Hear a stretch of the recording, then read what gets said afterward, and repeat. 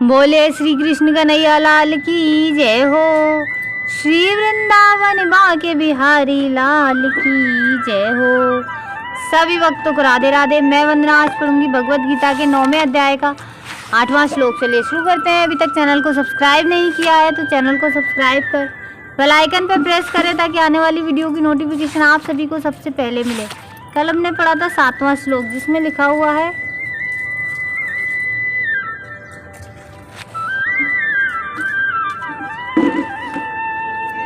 हे कुंती पुत्र, कल्प का अंत होने पर सारे प्राणी मेरी प्रकृति में प्रवेश करते हैं और अन्य कल्प के आरंभ होने पर मैं उन्हें अपनी शक्ति से पुनः उत्पन्न करता हूँ। अब पढ़ेंगे 8वां श्लोक। प्रकृतिम स्वामवष्टम्भ्य विस्तिजामि पुनः पुनः भूतग्राममिमं कितस्त्रवं वंशं प्रकृते वर्षातः। संपूर्ण विराट जगत मेरे अधीन है। यह मेरी इच्छा से बारंबार स्वतः प्रकट होता है रहता है और मेरी ही इच्छा से अंत में विनष्ट होता है। तात्पर्य, यह भौतिक जगत भगवान की अपरा शक्ति की अभिव्यक्ति है। इसकी व्याख्या कई बार की जा चुकी है। सृष्टि के समय शक्ति महत्व तत्व के रूप में प्रकट होती है, जिसमें भगवान अपने प्रथम पुरुष अवतार महाविष्णु के रूप में प्रवेश कर जाते हैं। वे कारणावर्णव में शयन करते रहते हैं और अपने श्वास से असंख्य ब्रह्मांड निकालते हैं और इन ब्रह्मांडों में से हर एक में वे गर्भोदकाशीय विष्णु के रूप में प्रवेश करते हैं। इस प्रकार प्रत्येक ब्रह्मांड की सृष्टि होती है।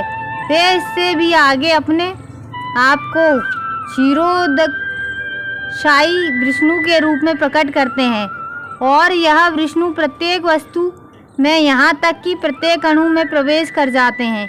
इसी तथ्य की व्याख्या यहाँ हुई है। भगवान प्रत्येक वस्तु में प्रवेश करते हैं।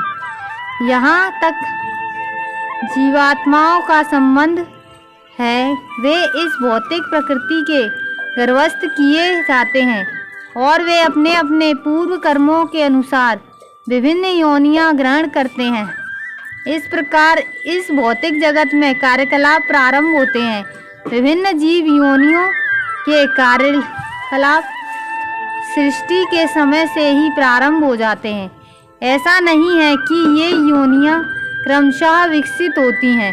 सारी की सारी योनियां ब्रह्मांड की सृष्टि के साथ ही उत्पन्न होती हैं। मनुष्य, पशु, पक्षी ये सभी एक साथ उत्पन्न होते हैं, क्योंकि पूर्व प्रलय के समय जीवों की जो जो इच्छा थी वे पुनः प्रकट होती हैं।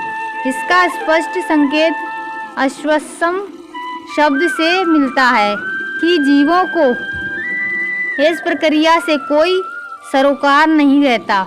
पूर्व सृष्टि के में वे जिस अवस्था में थे वे उस अवस्था में पुनः प्रकट हो जाते हैं और यह सब भगवान की इच्छा से उत्पन्न होता है। यही भगवान की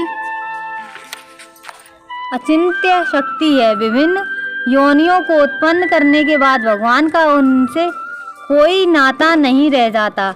यह सृष्टि विभिन्न जीवों की रुचियों को पूरा करने के उद्देश्य से की जाती है, अतः भगवान इसमें किसी तरह से बद्ध नहीं होते हैं। कल पढ़ेंगे 9वां श्लोक। अगर आज का वीडियो अच्छा लगा हो तो एक लाइक ज़रूर करें, कमेंट में राधे राधे लिखें। कल फिर मिलेंगे इसी समय इसी चैनल पर। जब तक के लिए सभी को राधे राधे। जय राम जी की।